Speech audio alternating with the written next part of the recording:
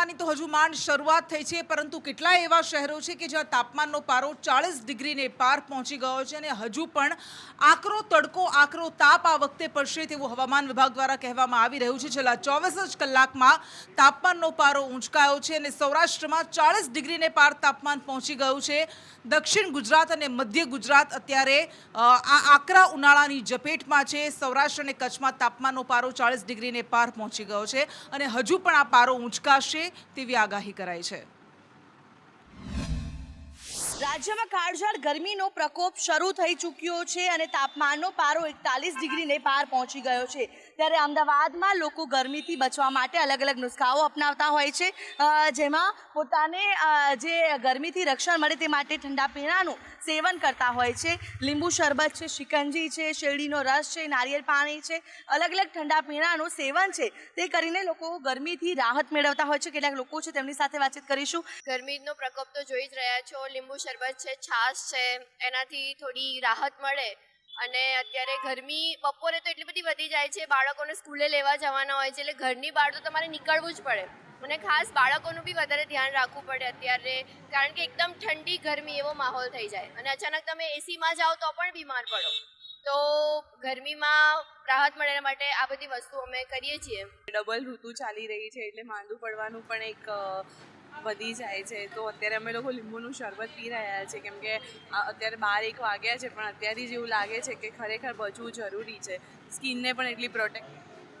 અને મોટા સમાચાર મળી રહ્યા છે। રાજનીતિમાં સ્ટાર્સનો, બોલિવૂડ સ્ટાર્સનો જમાવડો થઈ રહ્યો છે। કંગના રનૌતને મંડીથી ટિકિટ આપ્યા બાદ હવે ગોવિંદા, બોલિવૂડના વધુ એક સુપરસ્ટારની રાજકારણમાં એન્ટ્રી થઈ છે, ફરી એન્ટ્રી થઈ છે અને આ વખતે મુંબઈ નોર્થ વેસ્ટ પરથી તેઓ લડે તેવી સંભાવના વ્યક્ત કરવામાં આવી રહી છે। આ મોટા સમાચાર। ઘણા સમયથી અટકળો ચાલતી હતી કે ગોવિંદા રાજનીતિમાં ફરી આવી શકે છે। પહેલા કોંગ્રેસમાંથી તેઓ લડ્યા હતા અને હવે એકનાથ શિંદે જૂથ સાથે સંપર્કમાં હોવાની ચર્ચાઓએ વેગ પકડ્યો છે અને મુંબઈ નોર્થ વેસ્ટ બેઠક પરથી ગોવિંદા લડી શકે છે તેવી ચર્ચાઓ અત્યારે ચાલી રહી છે। એકનાથ શિંદે મહારાષ્ટ્રના મુખ્યમંત્રી સાથે તેમણે મુલાકાત કરીને સીધા દ્રશ્યો જ અમે આપને બતાવી રહ્યા છીએ। એકનાથ શિંદેએ ગોવિંદાને ખેસ પહેરાવ્યો છે અને એકનાથ શિંદેવાળા શિવસેના જૂથમાં ગોવિંદા જોડાઈ ગયા છે અને મુંબઈની ઉત્તર પશ્ચિમ બેઠક પરથી આ વખતે તેમની ટિકિટ પાક્કી માનવામાં આવી રહી છે। એક્ટર ગોવિંદાની ફરી આ વખતે રાજકારણમાં એન્ટ્રી થઈ છે। આ પહેલા કોંગ્રેસમાંથી તેઓ ચૂંટણી લડ્યા હતા અને આ વખતે શિવસેના જૂથ કે જેઓ ભારતીય જનતા પાર્ટી સાથે મળીને મહારાષ્ટ્રમાં સરકાર ચલાવી રહ્યું છે, આ એકનાથ શિંદે જૂથમાં ગોવિંદા અત્યારે જોડાઈ ગયા છે। એક્સક્લુઝિવ દ્રશ્યો જ અમે આપને બતાવી રહ્યા છીએ। ગોવિંદા વધુ એક સુપરસ્ટાર રાજનીતિમાં આ વખતે જોડાયા છે। કંગના રનૌતને ટિકિટ આપવામાં આવી હતી। જોકે ભારતની રાજનીતિમાં સુપરસ્ટાર્સનો, એક્ટર્સનો, અભિનેતાઓ અને અભિનેત્રીઓની એક લાંબી લિસ્ટ રહી છે। એ જયલલિતા હોય, જયાપ્રદા હોય અને અત્યારે કંગના રનૌતને જ્યારે ટિકિટ આપવામાં આવી છે મંડીથી, ત્યારે ગોવિંદા કે જેમને મહારાષ્ટ્રમાંથી મુંબઈની નોર્થ વેસ્ટ બેઠક પરથી ચૂંટણી લડાવવામાં આવે તેવી સંભાવનાઓ છે અને ગોવિંદાએ આધિકારિક રીતે એકનાથ શિંદે જૂથમાં તેઓ અત્યારે જોડાઈ ગયા છે। ચર્ચાઓ ઘણા સમયથી ચાલતી હતી કે તેઓ સંપર્કમાં છે અને આ વખતે તેમણે પક્ષ બદલ્યો છે। આ પહેલા કોંગ્રેસમાંથી તેઓ ચૂંટણી લડ્યા હતા અને આ વખતે તેઓ શિવસેના શિંદે જૂથ પરથી ચૂંટણી લડી શકે છે। મુંબઈ બેઠક પરથી જ, મુંબઈની નોર્થ વેસ્ટ બેઠક પરથી તેમને ટિકિટ અપાય તેવી સંભાવના છે।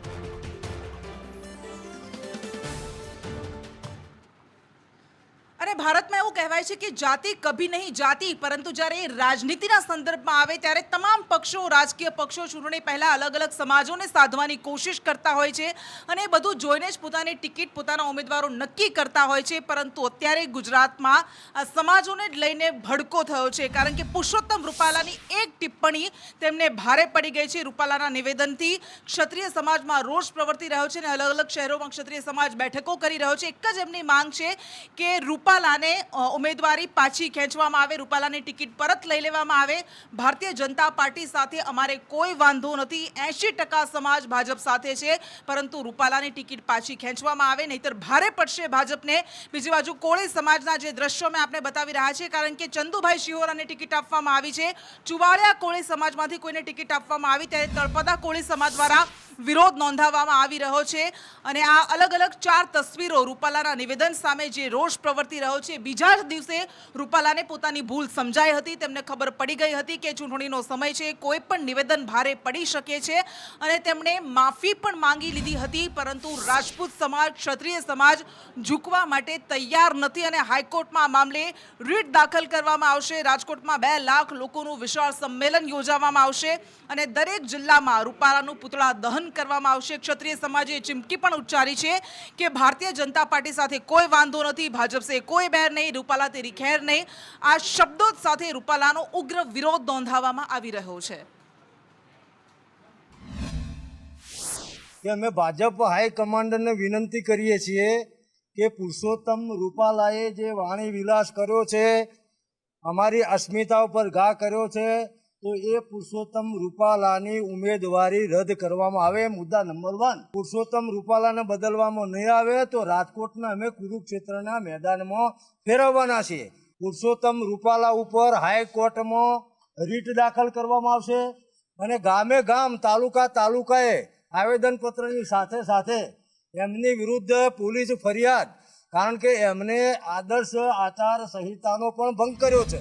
પણ આ તો કોઈ એક સંસ્થાનો પ્રશ્ન કે એક ઓલા ગ્રુપનો પ્રશ્ન નથી, સમગ્ર છત્રી સમાજનો પ્રશ્ન હોય અને છત્રી સમાજ સાથે જોડાયેલી 1-2 ગઢવી સમાજના મારા ઉપર કાલે મેસેજ આવ્યા, ફોન આવ્યા, બી અન્ય સમાજના પણ ફોન આવ્યા કે ભાઈ આ તો યોગ્ય નથી લાગતું અમને, એટલે અન્ય સમાજો પણ આમાં જોડાશે. એના માટે પણ આપણે કામ કરશું. અને તાપમાનના પારાની સાથે સાથે રાજકીય ગરમી પણ વધી રહી છે, કારણ કે ગુજરાતમાં એક તરફ જ્યારે 26 બેઠક 5 લાખની લીડથી જીતવાનો ભાજપે ટાર્ગેટ મૂક્યો છે, પરંતુ એક એવી બેઠક કે જ્યાં રોમાંચક જંગ જામ્યો છે એ બેઠક છે બનાસકાંઠા, કે જ્યાં રેખાબેન ચૌધરી વર્સિસ જ્ઞાનીબેન ઠાકોર. દરરોજ કંઈક નવા શાબ્દિક વાર પલટવાર સામે આવતા રહે છે અને આ વખતે જ્ઞાનીબેન ઠાકોરે બનાસ ડેરી પર નિશાન સાધ્યું છે અને તેમણે કહ્યું કે બનાસ ડેરી મીઠાઈનું પેકેટ પહોંચાડી રહી છે. દિવાળીમાં કોઈ દેખાયા નહીં, પરંતુ અત્યારે શાસકોને દિવાળી પર કોઈ યાદ નહોતા આવ્યા અને અત્યારે તેઓ ઘરે મતદારોના ઘરે તેઓ અત્યારે પેકેટ્સ પહોંચાડી રહ્યા છે. બીજી બાજુ ભારતીય જનતા પાર્ટી તરફથી વાર પલટવાર કરવામાં આવી રહ્યા છે. તેમના કહેવા દ્વારા એવું કહેવામાં આવ્યું છે કે મતદારોને લાંચા ગણી લેવામાં આવ્યા. આ જ્ઞાનીબેન પર તેમણે પલટવાર કર્યો છે. એ દરેકને ત્યાં મીઠાઈનું પેકેજ પહોંચાડવામાં આવે છે બનાસ ડેરી. તો આ બનાસ ડેરીના સંચાલકોને દિવાળી ઉપર લોકો યાદ ના આવ્યા, કોઈ તહેવારો હોય ત્યારે યાદ ના આવ્યા. એમને જે મીઠાઈ મૂકીને એ કંઈ એમના લાંચના રૂપમાં મૂકી.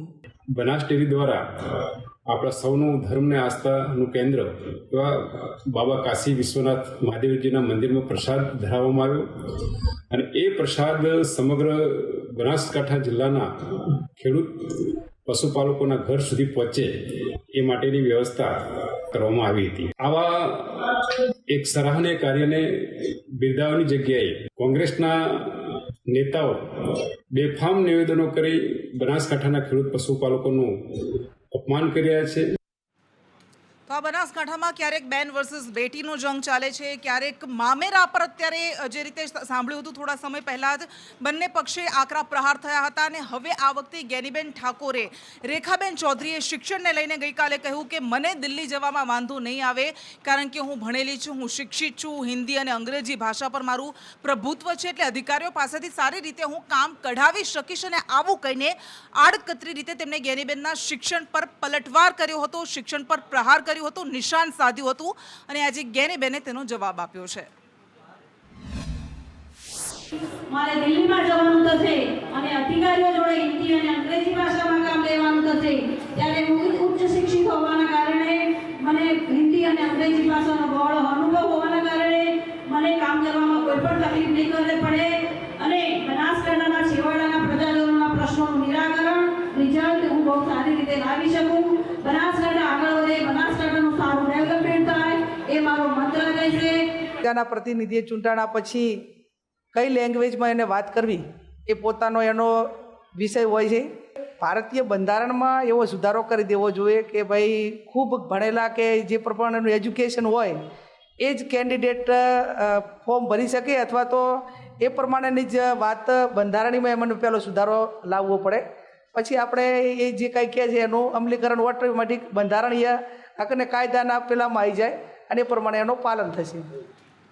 અને ગઈકાલે આપણે જોયું કે સોશિયલ મીડિયા પર એક તરફ કોંગ્રેસની ટનાટન વર્સસ ભાજપની ના ના ના આ શાબ્દિક યુદ્ધ ચાલ્યું હતું અને આજે પરેશ ધાનાણી કે જે પોતાની કાવ્યાત્મક શૈલીમાં પ્રહાર કરવા માટે જાણીતા છે, ફરી એક વખત તેમણે આ વખતે શિક્ષણના મુદ્દે પ્રહાર કર્યો છે ભાજપ પર. તેમણે આ ટ્વીટમાં શું કહ્યું છે જાણીશું હિરેન રાવલ પાસેથી.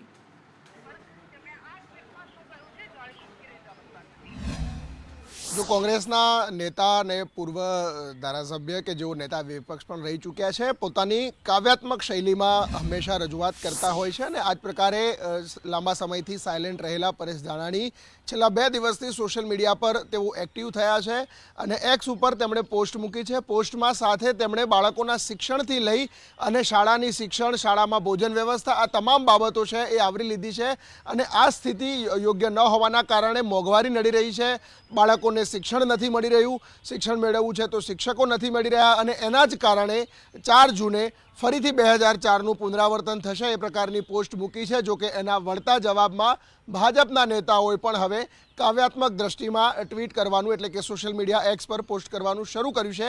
ગઈકાલે પણ આ જ પ્રકારે જે લોકોને ટિકિટ નથી મળી અથવા તો જેના નામો પર વિવાદ ચાલી રહ્યો છે એવા નામોને સાંકળી અને તેમણે એક કાવ્યાત્મક શૈલીમાં એક કટાક્ષ કર્યો હતો. જે બિલકુલ હિરેન, આભાર આપનો. એટલે શબ્દો પર સમ્રાંગણ મચ્યું છે અને એક એક શબ્દ કેટલો ભારે પડી શકે છે પુરુષોત્તમ રૂપાલાથી વધારે સારી રીતે કદાચ કોણ જાણતું હશે. ડેમેજ કંટ્રોલ કરવાની પૂરી કોશિશ કરાઈ રહી છે કારણ કે ક્ષત્રિય સમાજે આ વખતે બાયો ચઢાવી છે. બીજી બાજુ ભારતીય જનતા પાર્ટીએ પણ કવાયત હાથ ધરી દીધી છે. એ અંગે વિગત આપશે મનીષ પુરોહિત. કૃષ્ણા, એક બાજુ રાજકોટમાં જે રીતે વિરોધનો વંટોળ શરૂ થયો છે અને રૂપાલા સામે ક્ષત્રિયો રીતસરનું મેદાન માર્યું છે, આજે પણ અમદાવાદ સહિત રાજ્યભરમાં કેટલી જગ્યાએ આવેદનપત્રોથી લઈને વિરોધ પ્રદર્શન પણ કરવામાં આવ્યા. પરંતુ સૌથી મોટી વાત એ છે કે હવે જયરાજસિંહ જાડેજાને આ મધ્યસ્થી કરવા માટેનું ભારતીય જનતા પાર્ટી દ્વારા ફરમાન મોકલવામાં આવ્યું છે અને ખાસ કરીને જયરાજસિંહ જાડેજાને એટલા માટે કારણ કે તેઓ રાજકોટ બેઠક ગોંડલ પણ રાજકોટ બેઠકમાં જ આવે છે અને બીજી બાજુ ક્ષત્રિય વોટ બેંક જે છે એ આખા રાજ્યમાં લગભગ 13 લાખ જેટલા ક્ષત્રિયો છે આખા ગુજરાતમાં. એટલે માત્ર રાજકોટ નહીં પરંતુ અલગ અલગ ક્ષેત્રમાં અલગ અલગ જે લોકસભા બેઠકો છે ત્યાં પણ એની અસર થઈ શકે છે. એવામાં જ્યારે ક્ષત્રિયોએ એવી રીતે હુંકાર કર્યો છે કે જો તમને રૂપાલા એટલા બધા વાલા હોય અને ક્ષત્રિયોના મત વાલા ન હોય તો તમે રૂપાલાને યથાવત રાખી શકો છો. બીજી બાજુ જયરાજસિંહે કેટલાક ક્ષત્રિય નેતાઓ સાથે બેઠક કરવાનું પણ આયોજન કર્યું હોય તેવા સમાચારો સામે આવી રહ્યા છે. ગીતાબા જાડેજા અત્યારે વર્તમાન ધારાસભ્ય છે. ક્ષત્રિયોને ભારતીય જનતા પાર્ટી અત્યાર સુધી શું આપ્યું છે એ પ્રકારની મેથેમેટિક્સ સાથે વાતને મનાવવાની કોશિશ કરવામાં આવી શકે છે. બીજી બાજુ જયરાજસિંહ જે છે તેમની પણ પોતાના આખા વિસ્તારમાં ખાસ કરીને રાજકોટ લોકસભા ક્ષેત્ર છે એના પર એમની સારી એવી પકડ છે અને એટલા જ માટે ભારતીય જનતા પાર્ટીમાંથી આજે ખુદ CR પાટીલ તેઓ રાજકોટમાં હતા. એવું પણ કહેવામાં આવી રહ્યું છે કે એ જાહેર કાર્યક્રમ બાદ તેમણે આગેવાનો સાથે બેઠક કરી હતી અને મોટાભાગના જે ક્ષત્રિય આગેવાનો છે સૌરાષ્ટ્રના એમને પણ એક રીતે એમણે ફરમાન કર્યું હોય તેવા પણ સમાચાર આવ્યા છે અને વિશેષ જવાબદારી જયરાજસિંહને સોંપવામાં આવી હોય તેવા પણ અત્યારે લેટેસ્ટ માહિતી સામે આવી રહી છે. બિલકુલ આભાર આપનો. અને પરેશ ધાનાણીની હમણાં વાત કરી, વારંવાર તેઓ કહેતા કે આ ભય, ભૂખ અને ભ્રષ્ટાચારની સરકાર છે અને આ જ ભ્રષ્ટાચાર પર, કમિશન રાજ પર અત્યારે ભારતીય જનતા પાર્ટી અને કોંગ્રેસ સામને આવી ગયા છે. થોડા સમય પહેલા આપણે જોયું હતું કે વલસાડના એક ધારાસભ્ય, નવસારીના જલાલપુરના ધારાસભ્ય RC પટેલે કહ્યું હતું કે બાકી બધી કમિશનનું ખબર નથી પરંતુ ભાજપમાં 2% કમિશન ચાલે છે અને એના સિવાય કોઈ તમારી પાસે કમિશન માંગવા આવે તો મારી પાસે આવજો, એની ચામડી ઉતેડી નાખીશ. અને ત્યારબાદ ગઈકાલે ભરતસિંહ ડાભીએ કહ્યું કે હું 2% કે હું કોઈ પણ કમિશન કામમાં નથી લેતો. અને હવે ચંદનજી ઠાકોરનો જવાબ સામે આવ્યો છે કે તો એનો અર્થ શું એ થાય છે કે અન્ય સાંસદો કમિશન લે છે, આ સરકાર ભ્રષ્ટાચારની સરકાર છે, તેવો ચંદનજી ઠાકોરે પ્રહાર કર્યો છે. ભરતભાઈ ડાભીએ ભારતીય જનતા પાર્ટીના ઉમેદવારે જો આવું સ્ટેટમેન્ટ આપ્યું હોય તો એ ટકાવારી નથી લેતા તો બાકીના ગુજરાતના સાંસદો ટકાવારી લે છે. ગુજરાતની ભારતીય જનતા પાર્ટીની સરકાર ભ્રષ્ટાચારી છે એવું પ્રસ્થાપિત થાય. ટૂંક સમય પહેલાં જ્યારે વિજયભાઈ મુખ્યમંત્રી હતા ત્યારે એમણે મહેસૂલ ઉપર શંકા કરી હતી કે સૌથી વધારે કોઈ ભ્રષ્ટાચાર થતો હોય તો મહેસૂલ વિભાગમાં થાય છે. અને શિસ્તબદ્ધ પાર્ટી તરીકે જાણીતી, પોતાને ઓળખાવતી ભારતીય જનતા પાર્ટીમાં સાબરકાંઠામાં ટિકિટને લઈને જે કકળાટ શરૂ થયો છે થમવાનું નામ નથી લેતો કારણ કે ભીખાજી ઠાકોરની અટકને લઈને પહેલા કકળાટ શરૂ થયો, તેમની ઉમેદવારી પરત ખેંચી લેવામાં આવી, તેમણે પોતે ના પાડી કે મારે નથી લડવું. કારણો ભલે ગમે તે હોય પરંતુ ભીખાજી ઠાકોર ના કહી રહ્યા છે જ્યારે કાર્યકર્તાઓ, સમર્થકો કહી રહ્યા છે કે ભીખાજી ઠાકોરને જ ટિકિટ આપવામાં આવે અને તેને લઈને આજે પણ ઘણી બધી જગ્યાએ સાબરકાંઠામાં સમર્થકો દ્વારા વિરોધ નોંધાવવામાં આવ્યો. સાબરકાંઠા લોકસભા બેઠકને લઈને છેલ્લા 5 દિવસથી સતત વિવાદ ચાલી રહ્યો છે. પાર્ટી દ્વારા ભીખાજીની ટિકિટ રદ કરી શોભનાબેન બારૈયાને ટિકિટ આપ્યા પછી જે સમર્થકો છે એની અંદર ભારે આક્રોશ જણાઈ રહ્યો છે. સમર્થકોમાં ખૂબ જ આક્રોશ જણાઈ રહ્યો છે. ત્યારે આપણી સાથે વાત કરવા માટે જે સમર્થકો છે એમાંના કેટલાક લોકો છે. આજે ભીખાજી ઠાકોરને ટિકિટ આપી એના પછી પરત લીધી એટલે ઠાકોર સમાજ અને સદંતર જેટલી સમાજ છે એ સમાજમાં એક ઉગ્ર આમ વિરોધ થઈ રહ્યો છે. અને શોભનાબેન અહીંયા મોડાસા આવ્યા તો આજે આવ્યા હતા આ લોકો મળવા, એમને મળવા પણ ના ઉભા રહ્યા, તો એ કઈ રીતે વોટ જીતવાના છે ભાઈ? અને શબ્દોને લઈને હંમેશા કેટલું ધ્યાનથી લઈને, કારણ કે એવું કહેવાય છે કે એસી બાની બોલીએ મન કા આપાક હોય, ઓરન કો શીતલ કરે આપહુ શીતલ હોય. પરંતુ રમણલાલ વોરા ભાજપના દિગ્ગજ નેતા માનવામાં આવે છે. તેમના પર આદિવાસી સમાજને લઈને અપમાનજનક ટિપ્પણી કરવાનો આરોપ લાગ્યો છે, ને એ પણ ભાજપના જ કેટલાક મહિલા નેતાઓ દ્વારા, જિલ્લા પંચાયતના સભ્યો દ્વારા. અને આ મહિલાઓની ગઈકાલે જે રીતે તેમનો વિડીયો સામે આવ્યો હતો, તેમણે કહ્યું કે કઈ રીતે રમણલાલ વોરા આવું બોલી શકે.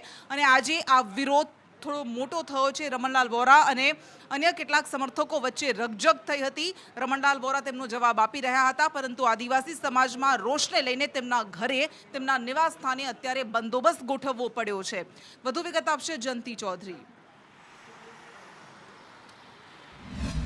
કૃષ્ણા, ચૂંટણી પહેલા કહી શકાય કે કોંગ્રેસમાં કકળાટ જોવા મળતો હતો, પરંતુ ચૂંટણી આવી છે તેની સાથે જ ભાજપના નેતાઓ વિવાદમાં આવી રહ્યા છે. ભાજપમાં કકળાટ છે તે જોવા મળી રહ્યો છે. ઈડરના ધારાસભ્ય રમણલાલ વોરાએ આદિવાસી સમાજ વિશે જે ટિપ્પણી કરી હતી તેને લઈને કહી શકાય કે તેમના જ કાર્યકર્તાઓ રમણલાલ વોરાની સામે પડ્યા છે. તેને લઈને પોલીસનો તેમના ઘરની આસપાસ બંદોબસ્ત પણ ગોઠવી દેવામાં આવ્યો છે. સાથે જ જે કાર્યકર્તાઓ છે તે અત્યારે ઉગ્ર રીતે લડી લેવાના મૂડમાં છે ને તેમણે એક એલાન પણ આપ્યું છે કે અમે ટૂંક સમયમાં રમણલાલ વોરાના ઘરનો ઘેરાવો કરીશું. એટલે કહી શકાય કે ભાજપના જ ધારાસભ્ય રમણલાલ વોરા છે, પરંતુ તેઓએ જે રીતે આદિવાસી સમાજ ઉપર ટિપ્પણી કરી હતી તેને લઈને અત્યારે ઈડરમાં કકળાટ જોવા મળી રહ્યો છે.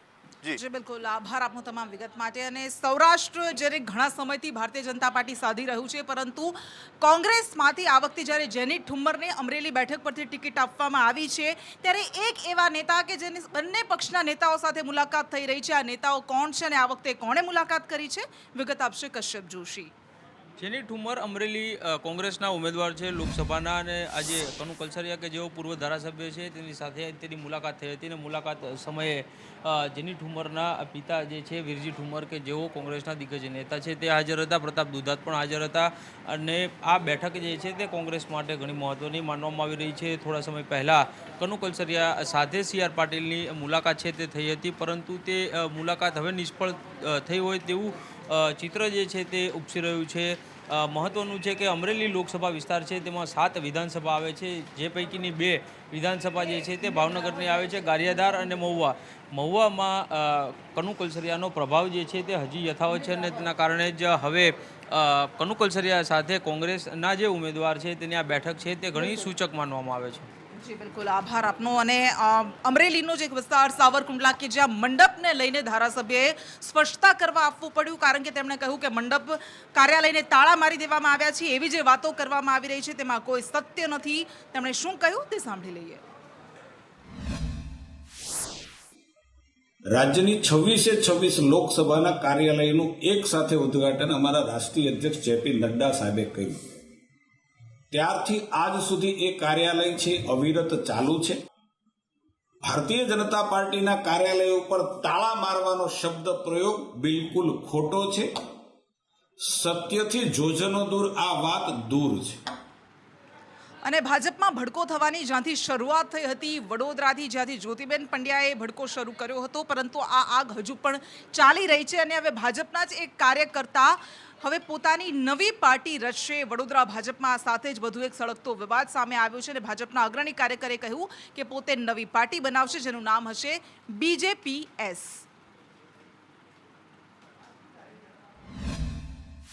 દિવસે ભાજપા એસ એટલે કે શ્યામા પ્રસાદ મુખર્જીની ટીમ જે મૂળ કોંગ્રેસમાંથી આવેલા છે અને અન્ય પક્ષોમાંથી આવેલા છે એનો અમે સમાવેશ કરીશું.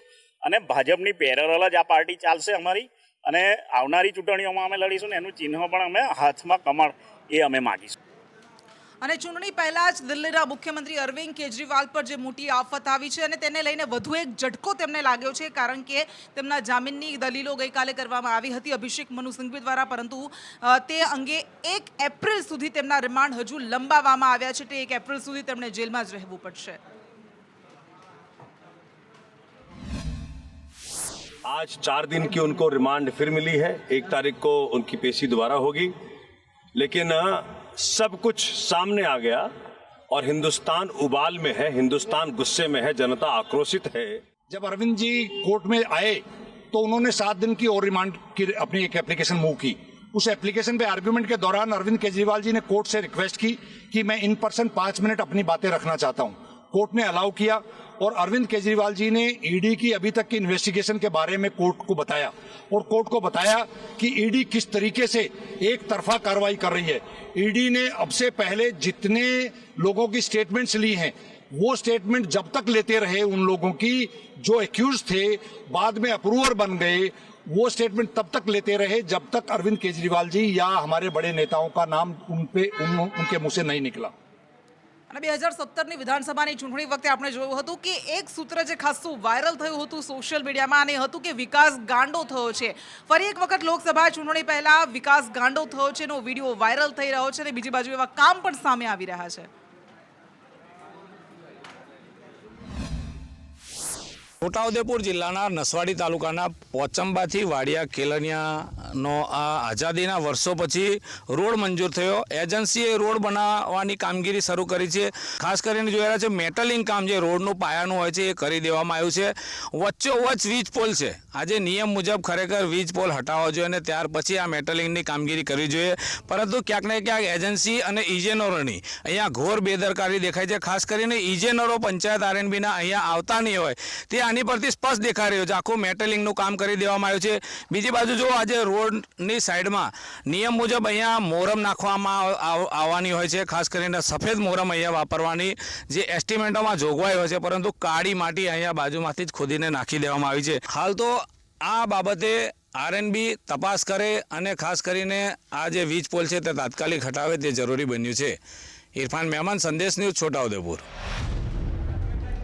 તો વિકસિત ગુજરાતના વિકાસની તસવીર છે અને લોકોને કેવા વિકાસના ફળ ચખાડવામાં આવી રહ્યા છે તે તમે જોઈ રહ્યા છો. વચ્ચે વીજપોલ છે, હટાવ્યા વગર જ અહીં રોડ બનાવી દેવામાં આવ્યો છે. હવે આ એન્જિનિયર્સ જેમણે આ રોડ બનાવ્યો એ કેટલું ભણેલા હશે તે તેના પરથી જ તમે આકલન કરી શકો છો. વીજપોલને હટાવ્યા વગર જ રોડનું કામ કરી દેવાયું અને હવે તેના પર લીપાપોતી કરવાની કોશિશ થઈ રહી છે કે હજુ તો કામ બાકી છે, પરંતુ આપણે વારંવાર જોઈએ છીએ કે ક્યારેક ગટરનું કામ બાકી હોય, ક્યારેક નળ નાખવાના વચ્ચેથી કનેક્શન પાઇપલાઇન નાખવાની બાકી હોય, રોડ બનાવી દેવાય અને ત્યારબાદ 2 મહિના પછી એ અચાનક જાગે. આ છોટા ઉદેપુરમાં કંઈક આવું જ બની રહ્યું છે.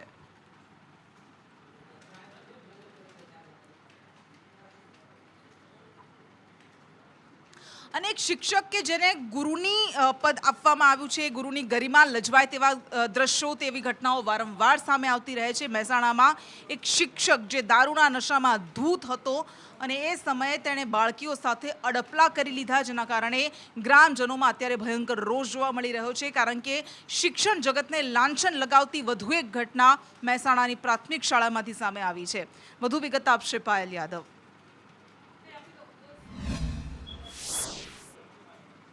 જી ચોક્કસ, જે પ્રકારે બટાસા સ્કૂલનો મામલો જે છે તેમાં અરુણ પરીખ નામના જે શિક્ષક હતો તે શમશાન ઘટના સામે આવી છે. શિક્ષકે જે છે તે નાની જે બાળકીઓ સ્કૂલમાં ભણવા જાય છે તેમને હડપલા કર્યા હતા અને આજે તો શિક્ષક જે છે તે હદ જ પાર કરી દીધી હતી.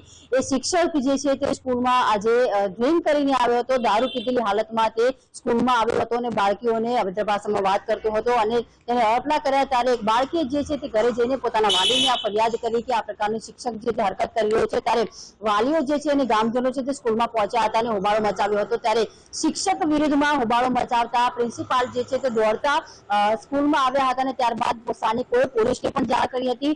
કડી પોલીસ જે છે તે શિક્ષકને હિરાસતમાં લીધો છે અને તેની પૂછતાછ જે હાથ ધરવામાં આવી છે, પરંતુ શમશાન કરતી ઘટના જે છે તે આવી છે સામે અને નાની બાળકીઓ છે જે પ્રકારે બોલી રહી છે કે તેમની સાથે આવું અગાઉ પણ થઈ ચૂક્યું છે. ત્યારે પણ જે પ્રિન્સિપાલ એ ખેડૂત કે જેના નામે સૌથી વધારે યોજનાઓ જાહેર કરવામાં આવે છે, પરંતુ એ જ ખેડૂત રાજનીતિનો ફૂટબોલ બનીને ફંગોળાતો રહે છે ને પોતાના મહેનતના પરિણામ ક્યારેક ડુંગળી હોય, ક્યારેક ટામેટા હોય, એ રસ્તા પર ફેંકતો રહે છે. વડોદરામાં નાના પોંઢામાં રસ્તા પર ટામેટા ફેંકીને ખેડૂતોએ વિરોધ નોંધાવ્યો, કારણ કે તેમને ભાવ નથી મળતા.